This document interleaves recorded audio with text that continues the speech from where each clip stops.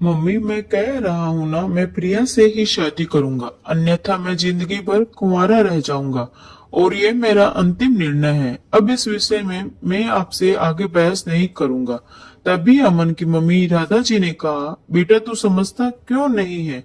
हमने तेरे सामने प्रिया की जन्म कुंडली पंडित जी को दिखाई थी ना, और उन्होंने प्रिया की कुंडली में मांगलिक दोष बताया है। अब तू बता, सब कुछ पता होते हुए भी हम तेरी शादी एक मांगलिक लड़की से कैसे कर दें? तू जानता नहीं कि मांगलिक दोष वाले की जीवन साथी की मौत जल्दी हो जाया करती है। इसलिए तुझे मैं समझा रही हूँ, तू भूल जा प्रिया को। राधा जी ने अमन को बहुत समझाया, पर अमन का कहना था कि जब मैंने प्रिया से प्यार किया था, तब मैंने उसके साथ प्यार करते हुए जन्म कुंडली का मिलान नहीं किया था। ना ही मैं इन मिलानों को मानता हूँ। इसलिए अब बस मैं शादी करूंगा तो सिर्फ प्रिया से, और यह मेरा आखिरी फैसला है।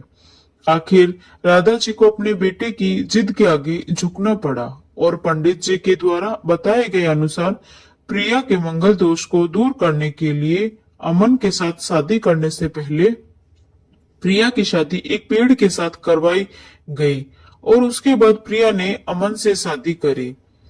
प्रिया दुल्हन बनकर अमन के घर आई, पर राधा जी को प्रिया का मांगलिक होना अभी भी खटक रहा था, और राधा जी उसे दिल से नहीं अपना रही थी। और घर में कुछ भी परेशानी आती तो उसका दोष प्रिया को ही दिया जाता। लेकिन प्रिया पढ़ी लिखी संस्कारी लड़की थी, और वह अपनी सासू माँ से मिले इन बेवजह आरोपों को अपने दिल से नहीं लगाती थी, और ऐसे ही ससुराल में उसके दिन कट रहे थे। एक दिन अमन ऑफिस से जल्दी घर आ जाता है। तब राधा जी ने उससे पूछा, बेटा आज जल्दी कैसे आ गया? तब उसने बताया, माँ आज सुबह से ही सिर दर्द और बहुत कमजोरी आ रही है, इसलिए ऑफिस में काम करने की हिम्मत ही नहीं हुई मेरी।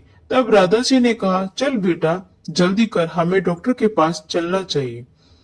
तब अमन और राधा जी डॉक्टर को दिखाने गए। डॉक्टर को दिखाने के बाद मालूम पड़ा कि अमन को पीलिया हो गया है, और दोनों जैसे ही घर लौटे, राधा जी ने घर को सिर पर उठा लिया और कहने लगी, जब से यह लड़की हमारे घर में आई है, तब से हमारे घर में परेशानियां और बीमारियां भी साथ में लेकर आई है।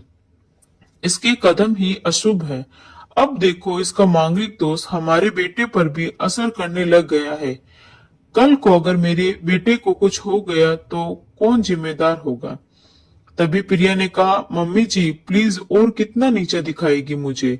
आज तक मैं चुप रही, क्योंकि पापा ने यही सिखाया था कि बड़ों के आगे ससुराल में जवाब मत देना।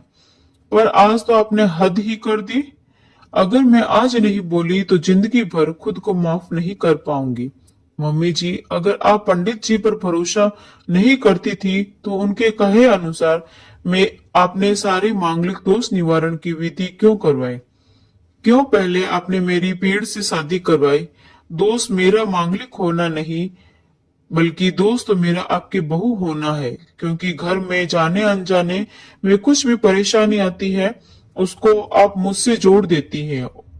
और जब कोई सास अपनी बहू से सिर्फ नफरत कर रही होती है, तब यह बहू दोस्त बेटे बहू को नहीं, पूरे परिवार को परेशानी में डाल देता है। और इस बहू दोस्त से मुक्ति सिर्फ सास ही दिलवा सकती है।